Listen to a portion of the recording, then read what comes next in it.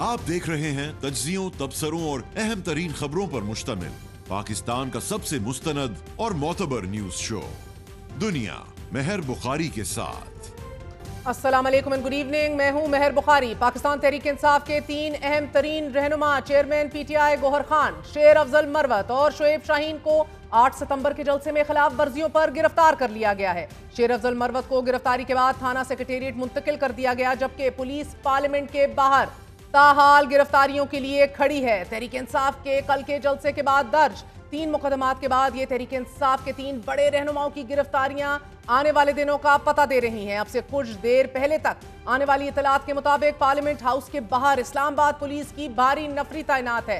पाकिस्तान तहरीक इंसाफ के opposition leader Umar Ayub Khan, साहबजादा Hamid रजा, जैन कुरैशी और जरताज गुल समेत दर्जनों पार्लियामेंटेरियंस पार्लियामेंट के हाथे हेमी मौजूद हैं।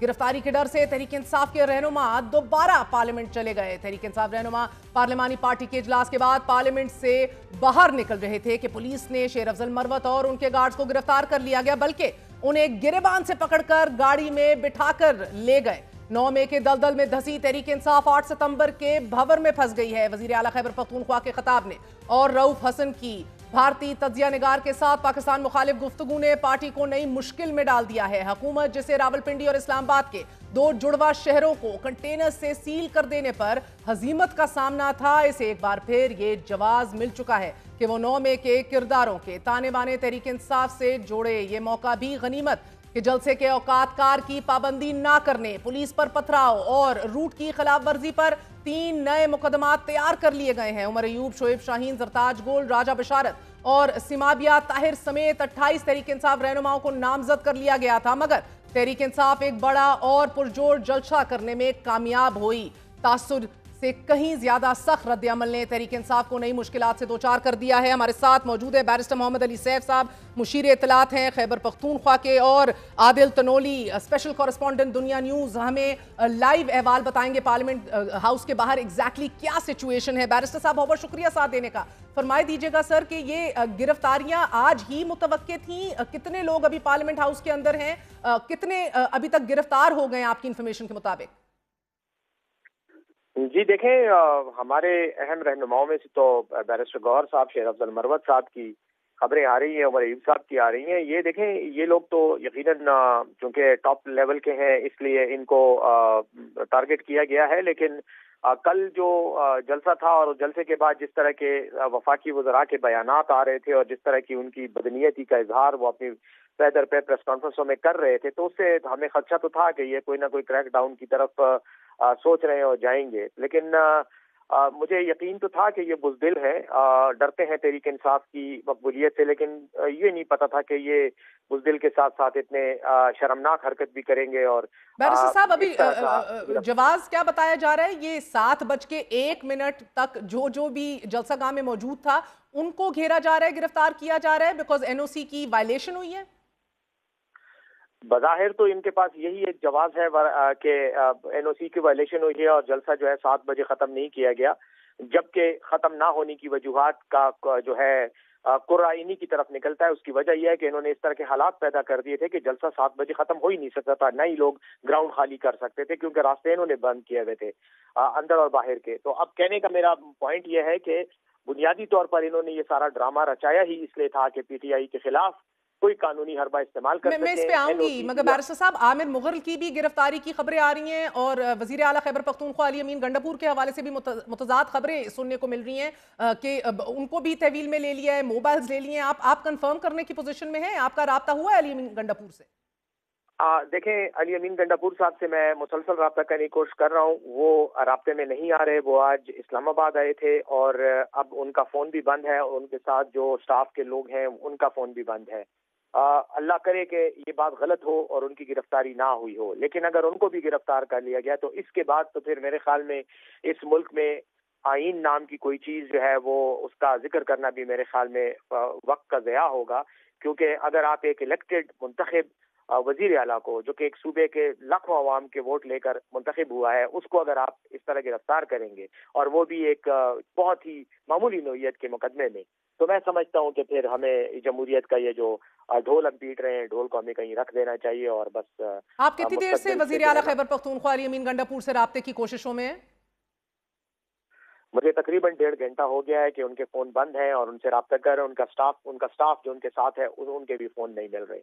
तो हमें खदशा है कि क्योंकि मुझे मीडिया से ही खबरें आ रही हैं और मैंने जब कोशिश की है तो कोई राब्ता नहीं हो रहा और हमारे बाकी लोग भी राब्ता कर रहे हैं बट ही इज अनट्रेसेबल। और अभी आपकी स्ट्रैटेजी क्या है एग्जैक्टली बैरिस्टर साहब? बिकॉज आपके बहुत से कॉलीग्स अभी पार्लियामेंट हाउस में ही मौजूद हैं, बाहर नहीं निकल रहे। स्ट्रैटेजी क्या है सर? बाहर तो हमारे कॉरेस्पॉन्डेंट हमारे साथ हैं, उनसे भी अपडेट लेंगे, मगर अभी इस्लामाबाद पुलिस बाहर खड़ी है, तैयार है, उनको भी इनेविटेबली अब अरेस्ट कर लिया जाएगा। मेहर, हमारे लिए ये कोई पहला मौका नहीं है। इससे पहले भी आपको याद होगा कि गुज़श्ता साल भी हमारे सीनियर तरीन रहनुमाओं को इसी तरह पार्लियामेंट हाउस के सामने गिरफ्तार किया गया था, बल्कि सुप्रीम कोर्ट में पेशी के बाद जब वो निकलने लगे तो उनको गिरफ्तार किया गया था। सुप्रीम कोर्ट का घेराव था। बिल्कुल गिरफ्तार हुए। हम मुकाबला करेंगे, अदालतों में मुकाबला करेंगे, आईनी तौर पर मुकाबला करेंगे, क्योंकि हम एक जमहूरी पार्टी हैं। ये जोर आजमाई की सियासत जो है ये हम इस पे यकीन नहीं रखते, लेकिन चूंकि ये इस वक्त इक़्तिदार के नशे में मुब्तला हैं और कानून को अपनी मर्जी से इस्तेमाल कर रहे हैं, तो करने दें। इंशाल्लाह अदालतें आज़ाद हैं, हम अदालतों से रिलीफ भी लेंगे, सब कुछ होगा। लेकिन एक चीज तय हो चुकी है कि खौफ और दहशत का ये आलम है कि इन्होंने अब ये शर्मनाक हरकतें, अफसोसनाक हरकतें शुरू कर दी हैं। इसी से ही नजर आ रहा है कि ये सियासी खुदकुशी की तरफ जा रहे हैं। और बैरिस्टर साहब, अगर अली अमीन गंडापुर साहब को भी गिरफ्तार कर लिया गया हो तो क्या हिकमत अमली होगी? एक सूबे का वजीर आला हथकड़ियां लगा के पाबंदे सलासल हो, आपको फ्रंट से लीड कौन करेगा? उनके तो राब्ते भी थे एस्टैब्लिशमेंट से। आज इमरान खान साहब ने गैर रस्मी गुफ्तगू करते हुए ये बात कही है सहाफियों को कि मैंने एस्टैब्लिशमेंट के कहने पर 22 अगस्त का जलसा मुलतवी किया और उन्हीं की गारंटी के ऊपर 8 सितंबर का एनओसी भी हमें मिला और हमें यह कहा गया था कि हमें तमाम तर रियायतें जो है वो मिलेंगी, हमारे लिए आसानियां पैदा की जाएंगी, मगर बरक्स इसके कंटेनर्स लगा दिए गए। सो ये तो ताल्लुकात के हवाले से भी एक बहुत बड़ा सेटबैक है आपकी जमात के लिए। देखिए, मैं इस किस्म की किसी भी हरकत को और किसी भी हरबे को सेटबैक नहीं कहूंगा। उसकी वजह यह है कि सियासी आपको ब्रेकिंग खबर देते रहे बैरिस्टर साहब, जैन कुरैशी, महमूद खान अचकजई और आमिर डोगर गिरफ्तार हो चुके हैं। आपको ताजा तरीन खबर देते चलें as we speak. Barrister Gohar के बाद, मरवत साहब के बाद, शोएब शाहीन के बाद आमिर डोगर, महमूद खान अचकजई और जैन कुरैशी भी गिरफ्तार हो चुके हैं। जी बैरिस्टर साहब। जी मेहर, बस इसी से ही अंदाजा होता है कि हमारे मुल्क में जमहूरियत की क्या हालत है और जमहूरियत का ये मरीज जो है ये अपनी बीमारी के किस आला दर्जे पर अब पहुंच चुका है, जहां शायद बस अल्लाह ही बचाए इसे। कहने का मेरा मकसद ये है कि अगर महमूद खान अचकजई जैसा सीनियर सियासतदान, अगर बैरिस्टर गौहर जो चेयरमैन है इस वक्त हमारी पार्टी का और इंतहाई पुरअमन और कानून पसंद इंसान है, अगर उन लोगों के खिलाफ भी ऐसी हरकतें हो रही हैं और कार्रवाइयां हो रही हैं, तो बस आप खुद सोचें कि हम बीमारी की किस स्टेज पे हैं। अब रह गई बात कि हम क्या करेंगे। हम इसी तरह ही रेजिस्टेंस करेंगे, हम इसी तरह अपनी सियासत करेंगे, अपना नाम और अपने जो सारे अरकान पार्लियामेंट अगर पाबंदे सलासल हों, चीफ मिनिस्टर खैबर पख्तूनख्वा पाबंदे सलासल हो, कौन रेजिस्ट करेगा? अगर मुझे मौका दें तो आपके लिए भी अपडेट दे देते हैं। हमारे स्पेशल कॉरेस्पॉन्डेंट दुनिया न्यूज आदिल तनोली हमारे साथ मौजूद हैं। तनोली, बताइएगा कि क्या सूरत हाल है, क्या अभी भी इस्लामाबाद पुलिस वहां मौजूद है? जी बिल्कुल, मैं इस वक्त मौजूद हूँ पार्लियामेंट के बाहर और पार्लियामेंट के गेट के ऊपर भारी नफरी जो है वो इस्लामाबाद पुलिस की मौजूद है, क्योंकि इस्लामाबाद के 3 थाने हैं बेसिक। अगर इस केस को देखा जाए, थाना सुंबल, थाना गोलड़ा, थाना तरनोल और संजानी, 4 थानों में जो है वो इस्तगासे तैयार रखे हुए हैं। इसी वजह से अभी तक बाकायदा तौर पर FIR का इंदराज नहीं हुआ कि जैसे ही ये सारे लोगों को हिरासत में लिया जाता है तो इस्लामाबाद पुलिस की जानब से वो इस्तगासा पेस्ट करके FIR कर दी जाएगी, क्योंकि गुज़श्ता रोज़ जो क़यादत PTI की उस जलसागाह में मौजूद थी, संजानी 26 नंबर के मकाम पर जो पुलिस के साथ मुज़ामत हुई है उधर मौजूद थी। उन मुकदमात में इनको बाकायदा तौर पर इनकी गिरफ्तारियां जो हैं वो अमल में लाई जाएंगी। किन की मज़ीद गिरफ्तारियों की इत्तलात हैं फरमाई दीजिएगा, बिकॉज अब असद कैसर, जरताज गुल के हवाले से भी कोई अपडेट नहीं आई, ना उमर अयूब के।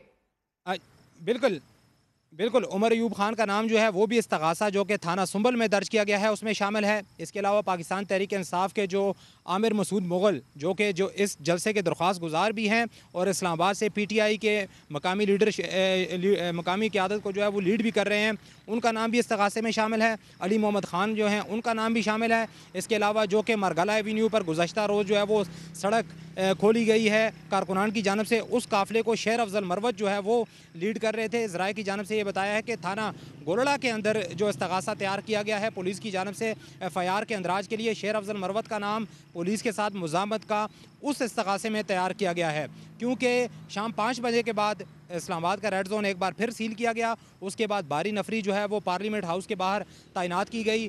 पहले मरहले में जैसा कि शेर अफजल मरवत बाहर निकले हैं तो उनको हिरासत में लेकर इस्लामाबाद के थाना सेक्रेटेरिएट मुंतकिल किया गया। उसके बाद दीगर जो क़यादत पार्लियामेंट हाउस के अंदर मौजूद थी उन्होंने अपनी मशावरत जारी रखी कि कैसे पार्लियामेंट हाउस से बाहर निकलाया जाए। तो अब से चंद ही देर कबल जो है वो बैरिस्टर गौहर, जैन कुरैशी, ये साहिबजादा हामिद रजा, ये बाहर आए, तीनों इन्होंने पार्लियामेंट बाहर हाउस के आके बाहर अपनी थे। गिरफ्तारी जैसे ही दी है। बाहर निकले जी, बैरिस्टर गौर जो हैं वो सबसे पहले उनके बाद बाहर आए हैं और उनको इस्लामाबाद पुलिस की जानब से उनकी गाड़ी को घेराव किया गया है और उनको हिरासत में लिया। उनके साथ ही जैन कुरैशी जो हैं वो भी मौजूद थे, उनको भी हिरासत में लिया गया है। और इसके अलावा जो कि शुएब शाहीन है वो अपने दफ्तर में मौजूद अभी थे। अंदर कौन राशिया कौन के साथ ही मौजूद जो है दफ्तर तनोली, ये बताइएगा। अभी पार्लियामेंट हाउस के अंदर कौन कौन से PTI अरकान मौजूद हैं?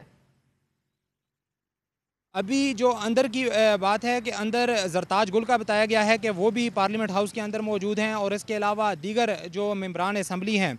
लेकिन क्योंकि काफ़ी लोग ऐसे हैं जो कि प्राइवेट गाड़ियों में भी बाहर निकल चुके हैं, अंदर इस वक्त जरताज गुल मौजूद हैं और इसके साथ जो दीगर MNAs हैं वो भी मौजूद हैं, लेकिन उनके नाम जो हैं वो इस्तगासे में शामिल नहीं है। बहुत बहुत शुक्रिया आदिल तनोली। अभी थोड़ी देर बाद आपको फिर कनेक्ट करेंगे, फिर लाइव अपडेट दीजिएगा। बैरिस्टर सैफ साहब, आपने गुफ्तगू सुनी, अली अमीन गंडापुर साहब की हमारी कुछ और लोगों से भी राब्ता हुआ है। वो कह रहे हैं आपका शायद 1-1.5 घंटे से नहीं, कुछ लोगों का पिछले 4 से 5 घंटे में राब्ता नहीं हो सका अली अमीन गंडापुर साहब से।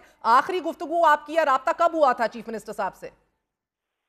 जी, मेरी बात हुई थी दोपहर को तकरीबन कोई 2:30-3 बजे के करीब। मैं वहाँ अडियाला से निकला तो उनका मुझे फोन आया और वो पूछ रहे थे कुछ चीज़ों का। उसके बाद उन्होंने कहा कि मुझे इस्लामाबाद से कॉल आई है, मैं एक मीटिंग के लिए इस्लामाबाद जा रहा हूँ। उसके बाद उन्होंने कहा था कि मैं मीटिंग से फारिग होकर तुमसे रब्ता करूंगा, तो मैं इसीलिए उनसे अब कांटेक्ट कर रहा हूँ, लेकिन रब्ता नहीं हो रहा और फोन उनका बंद है, ऑफ आ रहा है। और उनके साथ जो उनके खास 2-4 स्टाफ के लोग होते हैं उनके फोन भी बंद आ रहे हैं। तो मुझे भी थोड़ा सा अब इस वक्त फिक्रमंदी हो रही है कि कहीं कोई ऐसी हरकत ना हुई हो, क्योंकि इस्लामाबाद से मीटिंग के बाद उन्होंने पेशावर जाना था, उनकी कल वहाँ पे कमिटमेंट्स थी और मैं खुद उन मीटिंग में मेरी भी पार्टिसिपेशन थी, लेकिन अब हमें कुछ पता नहीं चल रहा है इस वक्त वो कहाँ है और किस हालत में। बैरिस्टर साहब, ये गवर्नर राज लगाने की बातें हो रही हैं, क्या कहेंगे? देखें, गवर्नर राज की बात तो मैं समझता हूँ कि बहुत ही मामूली स्टेप होगा इन हालात में। शायद ये तो पूरे मुल्क में कुछ किसी और तरह के निज़ाम की तरफ ही बात लगता है कि जा रही है। जो इस तरह की हरकतें हैं, जो मतलब अब एक जलसे में वायलेशंस को बुनियाद बनाकर इतने बड़े पैमाने पर पाकिस्तान की सबसे बड़ी पॉलिटिकल पार्टी पर इस तरह का क्रैक डाउन करना, तो मैं ये समझता हूँ कि हालात को कसदन खराब किया जा रहा है। और जैसे मैंने अभी थोड़ी देर पहले कहा कि लगता यह है कि ये लोग खुद ही अब अपनी खुदकुशी की तरफ जा रहे हैं।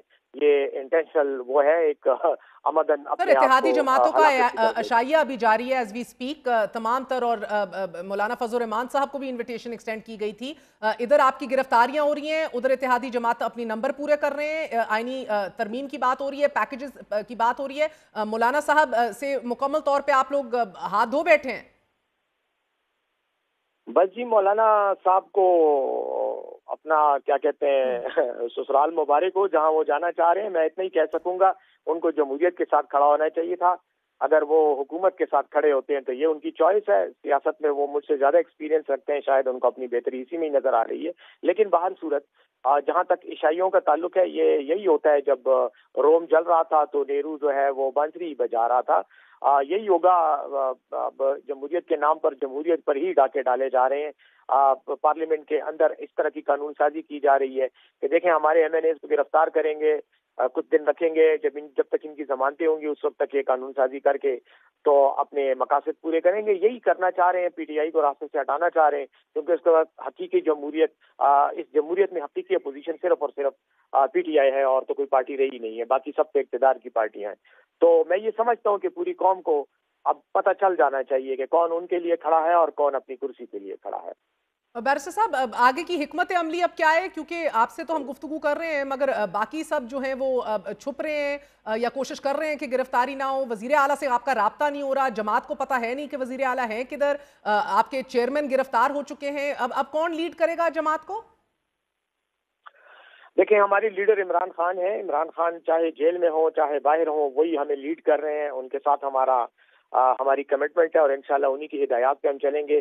सर, ये भी इतलात आ रही है बैरिस्टर साहब कि खैबर पख्तूनख्वा से भी बहुत सारे लोग निकल चुके हैं जो अब ढूंढेंगे या रिहा करवाने की कोशिश करेंगे वजीर आला को। आप तर्जुमान हैं, खैबर पख्तूनख्वा की हुकूमत का हिस्सा हैं, फरमाए दीजिएगा कि क्या ऐसी कोई स्ट्रैटेजी या किसी काम पे तो नहीं पेशरफ्त हो रही? देखें, मेरी बात सुने महर, हमारी हद्दुल वसा कोशिश यही है और हम चाहेंगे कि हम कानून और आईन के दायरे के अंदर रहते हुए अपने हुकूक हासिल करें। कोई कानून में को हाथ में लेने का कोई इरादा नहीं है और ना ही हमें खान साहब की तरफ से, इमरान खान साहब की तरफ से ऐसी कोई हिदायत है। लेकिन यकीनन अगर रास्ता रोकेंगे तो यकीनन फिर जो है रद्द अमल तो आएगा। लेकिन मुझे उम्मीद है कि शायद इनको अल्लाह होश के नाखुन लेने की तौफीक अता फरमाएगा और ये इस तरह की हरकतों से बाज आएंगे। अब देखते हैं, कल हम अदालतों में भी जाएंगे, यकीनन गिरफ्तारियों को चैलेंज करेंगे और जिस तरीके से ये प्रोसेस हुआ है ये भी इलीगल है और एक्सेसिव यूज ऑफ फोर्स जिसको कहा जाता है कानून में, ये वही हो रहा है।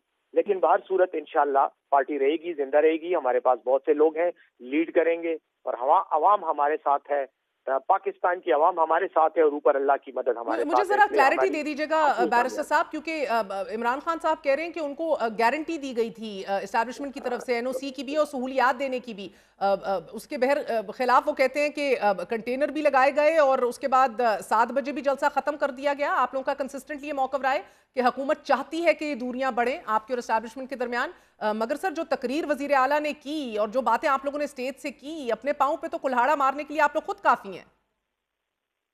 देखिए, जलसों में और एहतजाजी मुजाहिरों में और अवामी इज्तिमाआत में हर तरह की बातें होती हैं, जज्बाती तकरीरें भी होती हैं और सेंसेबल तकरीरें भी होती हैं। मैं नहीं समझता कि कोई जलसे में तकरीर करने के बाद कोई बंदूक निकाल के जो है वो पार्लियामेंट हाउस पे चढ़ाई की किसी ने कुछ भी नहीं किया था। हम जलसों में तकरीर करके आप अवामी जो राय होती है उसको आप चैनलाइज करते हैं और यही जमहूरियत का तकाजा भी है। लेकिन अगर किसी ने बहाना ही बनाना है और उसने यही जवाब पैदा करना है कि किसी तरह से मुझे बहाना मिले कि मैं FIR दर्ज करके क्रैक डाउन करूं, तो वो हरकतें इन्होंने NOC के इजरा के बाद 7 सितंबर से शुरू कर दी थी। मैंने ये बात बार बार रिकॉर्ड भी की है। सर, आपकी अपनी असेसमेंट क्या है कि अब वाकई 7 बजे ना खत्म करना, 7:01 तक जो भी जलसागाह में मौजूद था, ये स्ट्रिक्ट एडहेरेंस टू लॉ हो रहा है या गंडापुर साहब की तकरीर इतनी सख्त थी कि बकौल इमरान खान जिन्होंने NOC दिया, जिन्होंने वादे किए, इजाजत दी, उन्हीं के खिलाफ तकरीरें, बाप का बाप कहने की बातें, उसके बाद डेडलाइंस देना कि किस तरह रिहा कराएंगे, जेल तोड़ेंगे। मैं तो अभी बात भी नहीं कर रही सर नोट व खाते मूड बना वाली बातों के ऊपर, वो तो एक अलग चैप्टर है। मगर डू यू थिंक कि ये तकरीर के बिना के ऊपर आपकी अपनी असेसमेंट क्या है आज जो हो रहा है? महर, अगर तो हम कानून और आईन की बात करते हैं और हम ये समझते हैं कि जो भी अगर कोई गलत इकदाम उठाया गया है तो उसके लिए कानून मौजूद है और उस कानून के तहत अगर कार्रवाई सिस्टम की रिक्वायरमेंट है, तो फिर तो अली अमीन गंडापुर की तकरीर पर आप FIR दर्ज करें और उनको उन कवानीन के तहत लेकर आएं। वो कवानीन जो है उसमें इस तरह की गिरफ्तारियां तो नहीं होती, उसमें तो जमानत भी हो जाती है और उसमें मुकदमा है। ठीक है, आप FIR दर्ज कर लें, मुकदमा चलता रहेगा और अगर अदालत में साबित होता है तो सजा हो जाएगी, वरना बरी हो जाएंगे। लेकिन ये जो कुछ हो रहा है, अली अमीन गंडापुर ने अगर तकरीर में कोई बात की है, नाजेबा बात की, तो उसके लिए कवानीन मौजूद है, उन कवानीन के तहत आप मूव करें ना। ये तो ना करें कि पार्लियामेंट हाउस से आप हमारे MNAs को, इलेक्टेड MNAs को गिरफ्तार कर रहे हैं। आपने पार्लियामेंट हाउस को यरगमाल बनाया हुआ है और आप जो है एक क्रैक डाउन की सूरत हाल आपने बना दी है। सर, ब्रेकिंग न्यूज आ रही है, अपने रिपोर्टर से कंफर्म कर लेते हैं, अगर आप इजाजत दीजिए। आदिल तनोली, फरमाई दीजिएगा, क्या चीफ मिनिस्टर वजीर आला खैबर पख्तूनख्वा अली अमीन गंडापुर को तहवील में लेने की कोई खबर मौसूल हुई है? अभी देखें, वज़ीर-ए-आला खैबर पख्तूनख्वा के हवाले से जो है वो इस्लामाबाद पुलिस की टीम जो है वो तो तश्कील दे दी गई है, लेकिन इस वक्त पार्लियामेंट हाउस के अंदर जो लोग मौजूद थे मुख्तलिफ कमेटी रूम्स के अंदर, उनको भी अमले की जानब से जो है बंद करने का सिलसिला शुरू कर दिया गया है, जिसमें शेख वकास अकरम, जैन कुरैशी, शाहिद खटक, आमिर डोगर जो है वो सर्विस ब्रांच जो है पार्लियामेंट हाउस की वहाँ पर मौजूद हैं। और जो कौमी असम्बली का अमला है उनकी जानब से उनको ये बता दिया गया है कि अब तमाम कमेटी रूम्स और जितने भी दफातर हैं उनको बंद करने का वक्त है और उनको बंद कर दिया जाएगा। इस वजह से उनको दफातर से और कमरों से बाहर भी निकाल दिया गया है। इस वक्त जो लॉबीज़ हैं वहाँ पर मेंबरान असम्बली जो हैं PTI के वो मौजूद हैं। इसके अलावा जो मकामी क़यादत है, अभी इस्लामाबाद पुलिस के ज़राए की जानब से ये भी बताया गया है कि मकामी क़यादत को जो है वो भी हिरासत में लेने के लिए, जो कि इस जलसा की मुंतज़मीन, क्योंकि इस्लामाबाद की जो मकामी लीडरशिप है वो थी, उनको भी हिरासत में लेने के लिए स्पेशल टीमें जो हैं वो भी भेज दी गई हैं। इसमें इस्लामाबाद के मुख्तलिफ इलाकों में जो रहने वाले PTI के जो लोग हैं उनको भी हिरासत में लिया जाएगा और दीगर जो कि मेंबरान असम्बली हैं उनकी अभी तक देखें पुलिस की जानिब से इस बात को कंफर्म नहीं किया गया। अलबत्ता उनको हिरासत में लेने के लिए इस्लामाबाद पुलिस की टीम जो है वो तश्कील दी हुई है, लेकिन अभी तक किसी भी जानब से, किसी भी इस्लामाबाद पुलिस के ज़राए की जानब से इस बात को कंफर्म नहीं किया गया। ठीक है, बैरिस्टर सैफ साहब फरमाई दीजिएगा कि अब ऐसी सूरत हाल में जब अब उनको अब अंदर बंद किया जा रहा है, रखा जा रहा है, ये तो अब मैटर ऑफ टाइम है कि सब जो है ले लिए जाएंगे तहवील के अंदर। आपको अब इसके ताने बाने जो हैं वो अहम तरीन जो कानून साजी होने जा रही है उससे मिलते दिखाई दे रहे हैं, बिकॉज ये सेशन है, सेशन के अंदर प्रोड्यूस भी करना पड़ेगा, स्पीकर बुला भी सकते हैं, बल्कि राइट है पार्लियामेंटेरियंस का कि उनको प्रोड्यूस किया जाए सेशंस के लिए। जी, अभी कुछ देर पहले आपके इसी टाइप के सवाल के जवाब में मैंने यही कहा था कि ये सारी चीजें इसी तरह ही नजर आ रही हैं कि ये जो कानून साजी होने वाली है, जिसके लिए आज इशाइया भी था और सबको वो कन्विंस कर रहे थे इस कानून साजी पर, तो वो यकीनन जो है ये सारा एक नेक्सस है, एक सिलसिला है, एक जो है उस तरफ मामलात को लेके जाया जा रहा है और PTI को सामने से हटाना, PTI को न्यूट्रलाइज करना ताकि ये मुखालफत ना कर सकें। गिरफ्तारियां भी इसी वजह से हो रही हैं और ये जो एक माहौल बनाया जा रहा है ये भी इसी वजह से हो रहा है। लेकिन इसके नतीजे में होना ये है कि कानून साजी तो आपकी हो जाएगी, कवानीन तो ऐसे बड़े काले कवानीन बने, लेकिन बाद में वो तारीख की उस टोकरी में जाते हैं जिसकी तरफ कोई देखना भी गवारा नहीं करता। तो अगर आपने यही करना है, इस तरह की शर्मनाक कानून साजी करनी है, तो आप बेशक करें। बहरहाल हम तो रेजिस्ट करेंगे और जितना हमें, जब तक हमें दम है हम रेजिस्ट करेंगे। बहुत बहुत शुक्रिया। बैरिस्टर सैफ हमारे साथ मौजूद थे, आपने गुफ्तगू सुनी। नाज़रीन बताते चलें कि पार्टी के बानी ख्वाहिशमंद हैं कि राब्ते बहाल हों, तो वज़ीर आला खैबर पख्तूनख्वा राब्ते में रहने की तस्दीक करते हैं, लेकिन आज की ताज़ा तरीन इतलात के तमाम तर टॉप क़यादत को तहरीक इंसाफ की अरेस्ट किया जा रहा है। बाकी जो लोग मौजूद हैं वो प्राइम मिनिस्टर हाउस में, पार्लियामेंट हाउस में मौजूद हैं। इमरान खान ने आज ये तस्दीक की है कि 22 अगस्त का जलसा मुख्तदर हल्कों के कहने पर मुलतवी किया गया। आजम स्वाति सुबह 7 बजे मेरे पास आए और कहा कि एस्टैब्लिशमेंट ने दरख्वास्त की है कि मुल्क की खातिर जलसा मुलतवी कर दिया जाए। इमरान खान ने जेल में सहाफियों से गुफ्तगू करते हुए यह भी कहा कि एस्टैब्लिशमेंट ने जमानत दी थी कि 8 सितंबर के जलसे के लिए NOC दिया जाएगा और सहूलियात फराहम की जाएंगी। इससे पहले अली अमीन गंडापुर भी ये दावा कर चुके हैं कि एस्टैब्लिशमेंट के कहने पर जलसा मुलतवी किया गया और उनकी इजाजत से ही होने वाले इस जलसे में वजीर आला ने रियासती इदारों को ही निशाने पर रख लिया। वजीर आला ने अपने खिताब में DGIS PR को मुखातिब करते हुए भी बात की, सियासत में हिस्सा ना लेने की बातें दोहराई, मुंह ज़बानी, और वजीर आला ने ख्वाजा आसिफ को भी मुखातिब करते हुए कहा कि इमरान खान का मिलिट्री ट्रायल तुम्हारा बाप भी नहीं कर सकता और जिनको ख्वाजा आसिफ बाप समझते हैं वो भी नहीं कर सकते। सख्त तरीन तंकीद थी और NOC की वायलेशन में अरेस्ट जारी हैं। Very short break, we gonna be right back.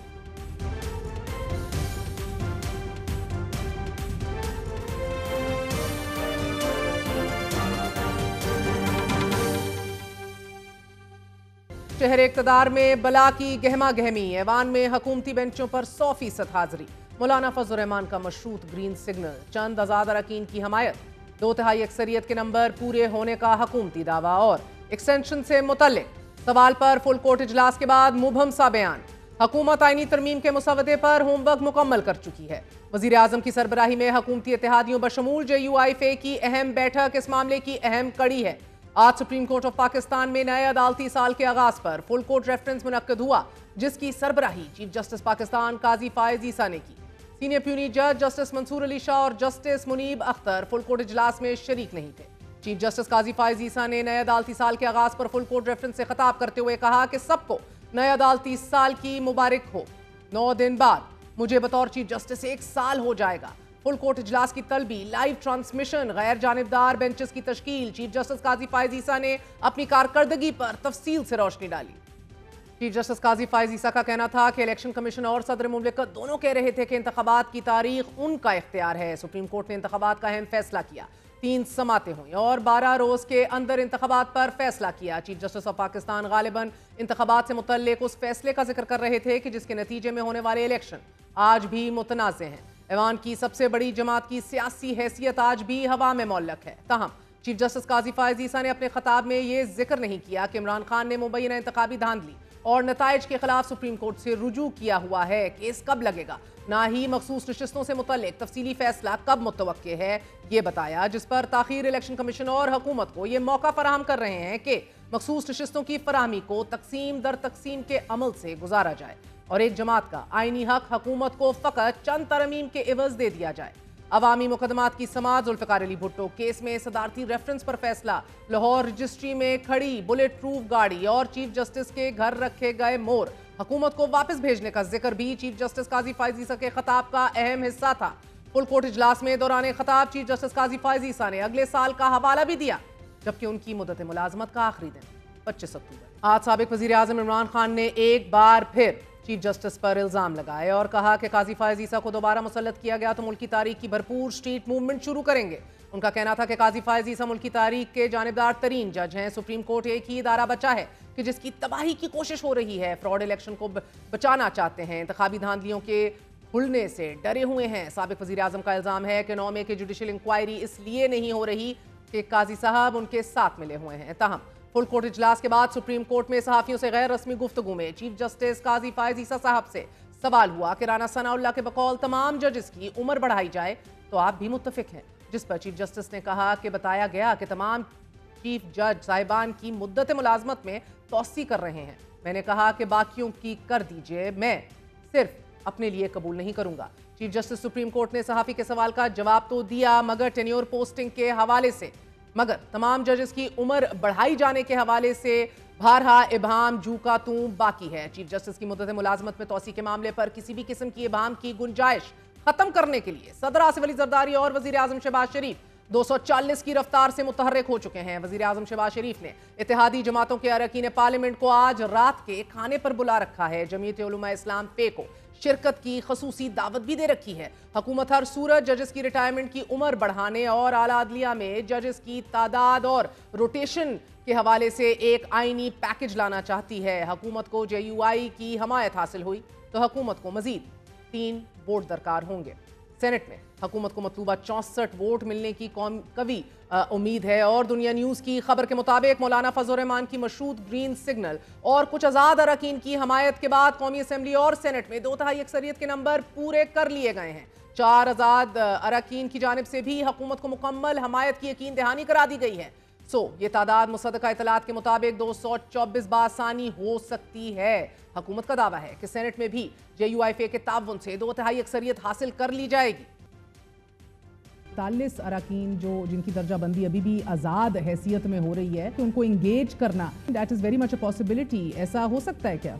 जी ये बिल्कुल, ये गवर्नमेंट का राइट है। बिल्कुल हम रब्ता कर सकते हैं और मैं इसको भी खारिज से इम्कान इसलिए नहीं कहता क्योंकि देखिए जो आज़ाद उम्मीदवार है वो जिस भी बेंच पे बैठा हो और उसने पार्टी एफिलिएशन डिक्लेयर ना की हो और उस पर 63A ना लगता हो, उस पर फ्लोर क्रॉसिंग की पेनल्टी ना इम्पोज होती हो, तो फिर उससे कोई भी रब्ता कर सकता है। ये बिल्कुल एक मुमकिनात में से एक इसका भी इम्कान मौजूद है अपनी जगह पे। इनमें से कोई नहीं हिलेगा। 41 के 41 के हमारे मेंबर स्टील के बन चुके हैं, कहाँ पे जाएंगे? एज ख्वाजा साद रफी की से लोहे के चने हमने तो बहुत ज्यादा मतलब वो देखा है। दोनों इतराफ बला का एतमाद है। सेनेट में हुकूमती इत्तेहाद के पास 59 अरकान हैं। मौलाना फजल रहमान के 5 अरकान को शामिल करने से ये नंबर 64 तक पहुंच जाता है। इतलात ये भी हैं कि मौलाना फजल रहमान ने हुकूमत से सेनेट की 2 नशिस्तों के साथ साथ खैबर पख्तूनख्वा की गवर्नरशिप का मुतालबा भी कर रखा है। ये निज़ाम सियासत का अलमिया है। मखसूस नशिस्तों के मामले में आईनी हदूद को पहले पामाल किया जाए, फिर अपनी मंशा की तरमीम के लिए जोर ज़बरदस्ती 2/3 अक्सरियत पूरी की जाए। सुप्रीम कोर्ट के जजों की तादाद बढ़ाने के 2 बिल, कौमी असेंबली और सेनेट में पेश किए गए हैं। दोनों बिलों में अदालत उज़्मा में जजों की तादाद बढ़ाने पर जोर दिया गया है और बज़ाहिर तासुर यह दिया जा रहा है कि मुकदमात के एक अहम बैकलॉग से निमटना जरूरी है, मगर मामला उसी आईनी पैकेज से जुड़ा है कि जिसमें हुकूमत को मर्जी के फैसले और मंशा के बेंच दरकार है, वगरना आला अदालत पर चढ़ दौड़ना एक ऑप्शन तो बहरहाल हमेशा से मौजूद। मारूफ सहाफ़ी और रिपोर्टर्स पार्लिमानी और अदालती अमूर पर गहरी नज़र रखने वाले हमारे साथ मौजूद हैं। हसनात मलिक और ब्यूरो चीफ दुनिया न्यूज़ अदील वड़ाइच, आप दोनों का बहुत बहुत शुक्रिया। अस्सलाम वालेकुम। अदील, आपने बड़ी ब्रेकिंग न्यूज़ दी, बड़ी खबर दी कि हुकूमत अपने नंबर पूरे कर चुकी है, यानी कि वो अदालती और आईनी पैकेज जिसको ये कहा जा रहा था कि अब ड्रॉप कर दिया है नंबर्स ना होने की वजह से, वो सरहन आइडिया कभी सिरे से ड्रॉप हुआ ही नहीं था। बिल्कुल दुरुस्त कहा आपने कि आइडिया सिरे से ड्रॉप हुआ ही नहीं था और हमारे ज़राए ने यह बताया है कि गुज़िश्ता हफ्ते जब ये अरकान को कह रहे थे कि इस्लामाबाद पहुंचे तो ये अटैम्प्ट गुज़िश्ता हफ्ते होनी थी, लेकिन मौलाना के साथ मामलात जो हैं वो तय नहीं पाए थे हतमी तौर पे, जो ज़राए ने बताया कि अब तय पा गए हैं। और यही वजह है कि आज मौलाना को दावत भी दी गई है, जो इशाया चल रहा है इस वक्त ऐवान वज़ीर आज़म में, लेकिन उनकी जानिब से ये कहा गया कि हम आज इस इशाइये में शिरकत नहीं करेंगे, लेकिन हुकूमत ने दावत ज़रूर दी है। लेकिन उनकी चूँकि मशरूत ताउन की उनकी जानिब से मशरूत ताउन का कहा गया था, उनकी कुछ डिमांड्स हैं जो हुकूमत ने कहा है जी हम पूरी कर देते हैं, तो उनके जो कौमी असम्बली में 8 वोट हैं और 5 वोट जो उनके सेनेट ऑफ पाकिस्तान में हैं, तो ये हुकूमत को कौमी असम्बली में 224 के नंबर पे ले जाने के लिए और सेनेट ऑफ पाकिस्तान में 64 के नंबर पे ले जाने के लिए ये ज़रूरी हैं। कौमी असम्बली में जो 4 नंबर का शॉर्टफॉल था, मौलाना के 8 जो मेंबर्स हैं उनके आने के बावजूद वो पाकिस्तान तहरीक इंसाफ के वो आज़ाद अरकान हैं जिनका जो स्टेटस है अभी तक सुप्रीम कोर्ट के फैसले पर अमल दरामद ना होने की सूरत में वो एक आज़ाद अरकान की सूरत में उन्होंने भी यकीन दहानी करा दिया। ये आपने बिल्कुल दुरुस्त कहा, ये कभी ड्रॉप एजेंडे से हुआ ही नहीं था मामला। और हुकूमत जो है, अब से कुछ देर पहले मेरी जो कुछ हुकूमत की अहम शख्सियात से जो बात हो रही थी, तो उन्होंने ये कैटेगोरिकली ये कहा कि जो 25 तारीख को जो एक ट्रांजिशन का जो पीरियड आना है उसमें चाहे 175A सिर्फ, यानी 179 का मामला नहीं सिर्फ, यानी 63 इयर्स की जो एज है, अगरचे काजी साहब ये कहें कि उनको एक्सटेंशन नहीं चाहिए, लेकिन ये तो एक्सटेंशन है नहीं। हुकूमत ये कह रही है ये एक्सटेंशन नहीं है, ये तो एक आइन में तरमीम, उसके नतीजे में 179 में अमेंडमेंट करके 65 से 68 साल कर दी जाए। 63 से 68 साल उम्र करने की बात है तमाम तर जजेस की, 68 साल रिटायरमेंट होगी।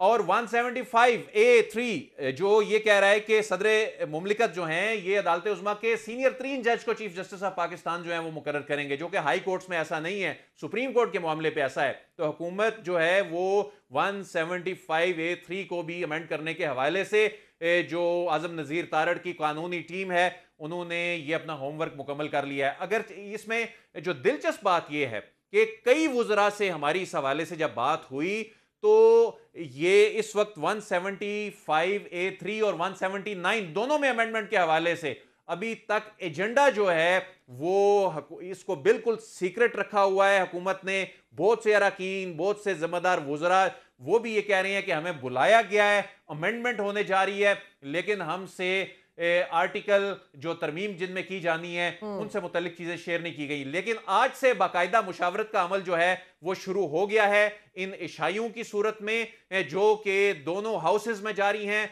प्रेसिडेंसी में भी, ऐवान वजीर आजम में भी। तो बुनियादी तौर पे आइंदा चंद घंटों में ये जो प्लान था इसको एग्जीक्यूट करने के हवाले से इस वक्त तमाम चीजें ये मुशावरती अमल में जो है वो हुकूमत अपने अरकान को, अपने इत्तेहादियों को बाकायदा उसने एतमाद में ले लिया है। कमाल तेज 180 की रफ्तार से हसनात हम देख रहे हैं कि जिधर कोरम पूरा नहीं होता था उधर पूरा हाउस फुल है, ऊपर भी नीचे भी, लोगों को बाहर से भी वापस बुलाया जा रहा है कि इमरजेंसी बेसिस पे वापस आए, हर कोई इधर आके रिपोर्ट करे, नंबर पूरे होने की बात कर रहे हैं। अगर ये अदील बता रहे हैं 175A और 179 की बात हो रही है, टेन्योर पोस्टिंग को तो पहली चीफ जस्टिस काजी फायज़ ईसा ना कर गए, जिसके तहत उनको क्या 2 पौने 2 साल और मजीद मिल जाने थे, मगर बसूरत दीगर जो खबर अदील बता रहे हैं और जो आईनी मसवदा तैयार किया हुआ है उसमें तो इनको 3 साल मजीद मिल जाते हैं, 2028 तक ही जा सकते हैं। And this will also not be considered technically an extension. जी जी sir, million dollar question is कि आज जो वजाहत दी है चीफ जस्टिस काजी फायज ईसा साहब ने, ऑफिशियली भी ऑन कैमरा तो जिक्र ही नहीं किया सरहन, बाद में जो गैर रस्मी गुफ्तगू हुई है सहाफ़ियों से उसके अंदर वाज़े तरदीद की है टू स्टे ऑन पोस्ट अक्टूबर 25 या मुबहम क्लैरिफिकेशन? मेरा ख्याल है कि वो गलत रिपोर्ट हुआ है। उसमें सिर्फ ये था कि चीफ जस्टिस का टेन्योर 3 साल करने के हवाले से उन्होंने कहा जी कि अगर करना है तो मैं फिर उसमें इंटरेस्टेड नहीं हूँ। अब क्या हर जज का जब रिटायरमेंट एज 3-3 साल बढ़ेगी हाई कोर्ट और सुप्रीम कोर्ट, उस हवाले से क्या वो इनकार करेंगे?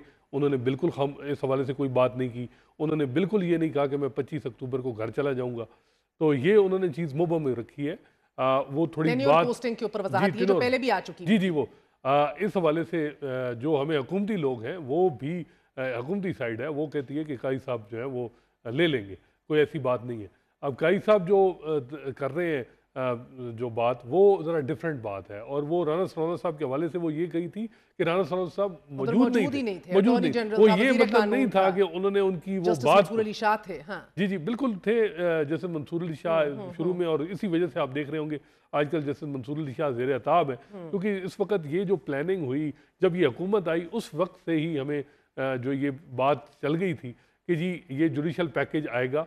एक कमेटी बनी थी, उसमें कुछ प्राइवेट वकील भी एंगेज हुए थे, मखदूम अली खान वो भी उनको एंगेज, शायद हामिद साहब को किया गया। फिर इस कमेटी ने बताया जा रहा था कि एक ड्राफ्ट तैयार किया अप्रैल के आखिर में, और ये ड्राफ्ट जो है ये इसमें तकरीबन 20 के करीब आइन की आर्टिकल में तरामीम की बात की गई। लेकिन जैसे मंसूर अली शाह ने, क्योंकि वो 78 MNA MP जो PTI को या सुन्नी इत्तेहाद कौंसिल को मिलने थे रिजर्व सीटें जो दूसरी जमातों में तकसीम कर दी, 39 तो मिल गए ना, 41 हैं जिनके ऊपर अभी ये खेल रहे हैं, जो हमारे प्रोग्राम में पिछले हफ्ते से मान रहे हैं कि we have a fair chance to approach them. मैं कह रहा हूं कि मई में जो सस्पेंड हुआ ऑर्डर, उसके बाद प्लान खराब हुआ हुकूमत का। तो अब हुकूमत दोबारा इस मामले पे आई है। एक तरफ जैसे मंसूर अली शाह से बात, इस मुसवदे में क्या क्या है? मंसूर अली शाह साहब तो आज मौजूद नहीं थे, हॉलीडेज पे अभी, मगर इसमें आप कह रहे हैं वो जजेस की रोटेशन वाले क्लॉज भी हैं, 175 जिस तरह डील बता रहे हैं, 175 जजेस की अपॉइंटमेंट का प्रोसेस है। पीपल्स पार्टी इस चीज़ को ज़्यादा बात कर रही है, उनके लोग बात कि जी हम 19वीं तरमीम ख़त्म कर रहे हैं, 18वीं तरमीम जो ओरिजिनल एक प्लान था जजेस की अपॉइंटमेंट का वो बहाल उसके पे किया जा रहा है। वो मेरा ख्याल है उस पर तो PTI को भी कोई इतराज़ नहीं। 25 अक्टूबर से पहले अगर ये आईनी तरमीम आ जाती है तो वो तब क्या सिनारियो सूरत हाल होगी? इसके ऊपर आज चीफ जस्टिस ने कोई वजाहत नहीं दी। बिल्कुल वजाहत नहीं दी, और वो जिस तरीके से उनकी तकरीर है जो पब्लिक के सामने आई उसमें कोई उन्होंने हिंट नहीं दिया कि मैं रिटायर होने जा रहा हूँ। और बिल्कुल देखिए ये तो ये भी कहा इंशाल्लाह आइंदा साल। देखिए ये अब इसमें देखें ना, ये जो जुडिशल पैकेज आ रहा है इसमें किस किस ने हेल्प नहीं की। इलेक्शन कमीशन से लेके रिकाउंटिंग में 3 सीटें दे दी गई हैं जमात को।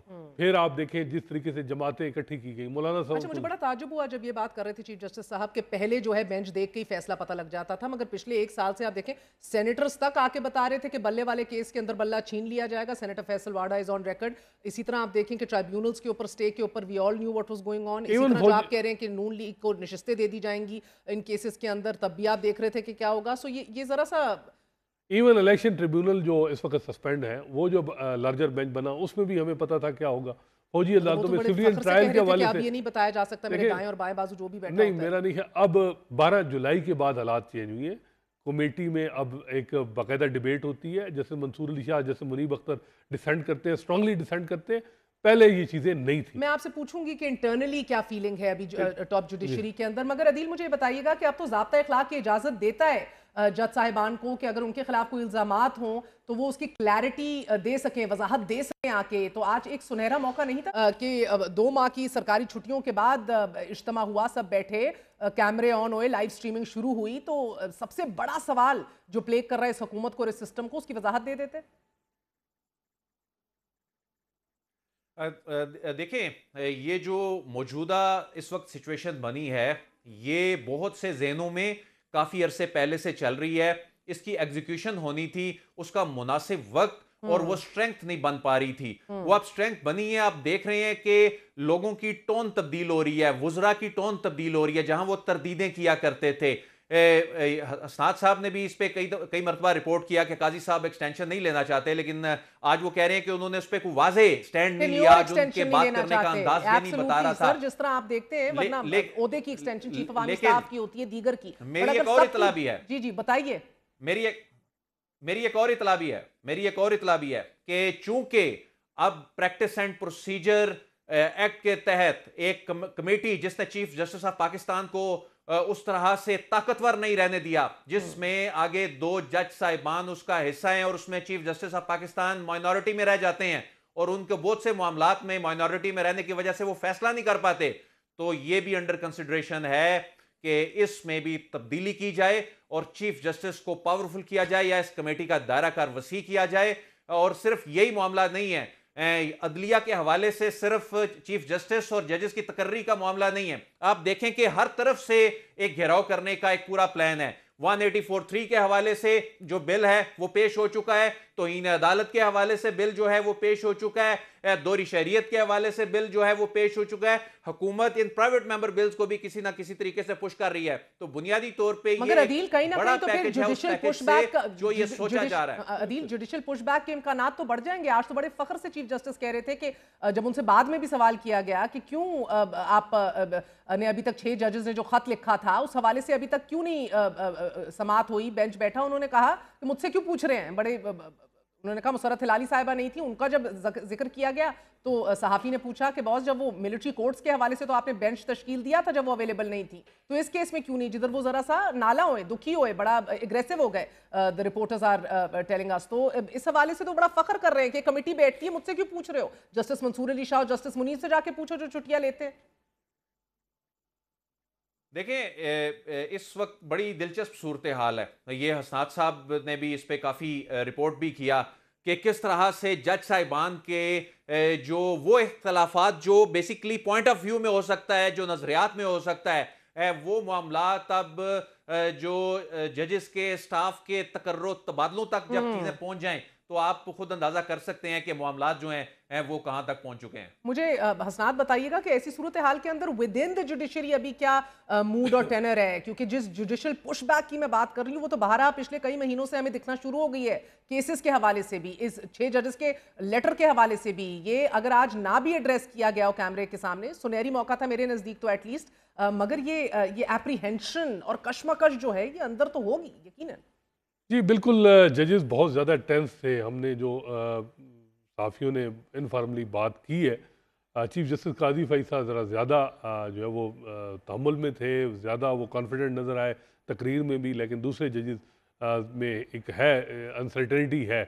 क्या वो अब इस पे, क्योंकि ये जो मुबैना तौर पे जो अमेंडमेंट होने जा रही हैं, ये इंडिपेंडेंस ऑफ जुडिशरी पे भी अटैक होगा। अगर ये इंडिपेंडेंस ऑफ जुडिशरी इस पे से वायलेट होती है तो इवन कॉन्स्टिट्यूशन अमेंडमेंट भी स्ट्राइक डाउन हो सकती है। 2015 की जजमेंट है जिसमें मेजॉरिटी जजेस ने 3 सीलियंट फीचर आइन के बताया कि अगर जमहूरियत, पार्लिमानी निज़ाम और अदलिया की आज़ादी, अगर ये बात है हसनात, अगर इसको उस जाविये में देखा जाए तो if it is perceived as an attack on judiciary, अभी आपने देखा नैब तरमीम के अंदर अपने the right of legislation, the right of parliament सबको अपहोल्ड किया, वो मामला और है। देखिए, जब ये मामला अगर अमेंडमेंट होगी तो ये फुल कोर्ट बनेगा। इसी वजह से हुकूमत चाह रही है कि जजेस की तादाद भी बढ़ाई जाएगी। अगर ये जजेस, मैं आपको बता दूं कि ये जजेस अगर रहे तो मेरा नहीं ख्याल ये जुडिशियल पैकेज जो है ये सस्टेन रहेगा, ये स्ट्राइक डाउन हो जाएगा और हुकूमत को फिर सेटबैक होगा। मेरा नहीं ख्याल कि इस पर जजेस जो है वो जिस किस्म की अमेंडमेंट इतलात हैं कि जी आर्टिकल 175 के करीब 203 के करीब दरमियान जितने आर्टिकल हैं उनमें से उनको कंसिडर रिव्यू करने की कोशिश की यानी उन पर बात हो रही है, तो ये बहुत बड़ी एक जो अदलिया के हवाले से आप पुशबैक एक्सपेक्ट कर रहे हैं। मेरा ख्याल है कि अगर फुल कोर्ट बना तो बात होगी, आवाज़ें तो आएंगी। देखते हैं, क्योंकि इस वक्त जजेस जो हैं, आज देखा कुछ जजेस बड़े मोहतात थे, 2 सीनियर जजेस अवेलेबल नहीं थे। अब इनकी इंटरनल मीटिंग होगी, किस तरह, ज़ाहिर बात है उन्होंने भी अपना प्लान ABC किया होगा कि अगर ये हुकूमत करती है तो फिर हमें क्या। अब आपको अंदाज़ा होगा कि 12 जुलाई की जजमेंट पे हुकूमत चल रही थी, इतना रिएक्शन क्यों था? रिएक्शन इस वजह से था कि जो एक प्रपोज एक प्लान था कि अदलिया को कंट्रोल करने का, वो प्लान मेरा ख्याल है जजेस ने उस पर प्रियम्प्ट किया। फिर भी हुकूमत बज़िद है कि वो आगे जाएगी। और मुझे तो लग रहा है, लेकिन एक जो बड़ा एडवांटेज है हुकूमत को कि बाहर बिल्कुल खामोश है, मीडिया में भी उस तरह की आवाज़ नहीं आ रही, सिविल सोसाइटी में भी खामोशी है। जजेस के जो सरबराहान, चाहे वो इस्लामाबाद हाई कोर्ट में हो चाहे चीफ जस्टिस हो, उनसे हुकूमत कंफर्टेबल है।